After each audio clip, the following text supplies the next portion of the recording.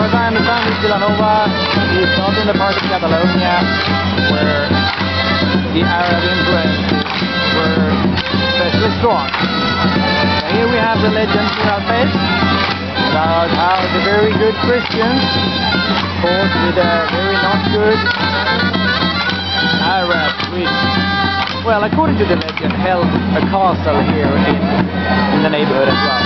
The castle is what you see here in the middle, that's the Miralpeix. And look here how they are fighting, the Christians and the Muslims. And guess who wins?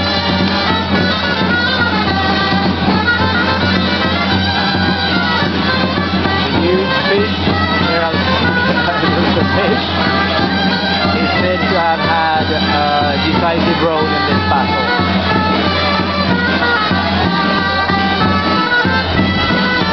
This is the Cercavila l'imaginari, Vilanova's children's performance parade.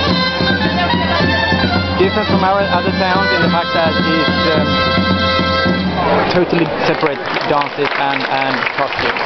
Based on Catalan culture, but a bit more elaborate. We are in Vilanova, Geltrú, in Catalonia, 2009.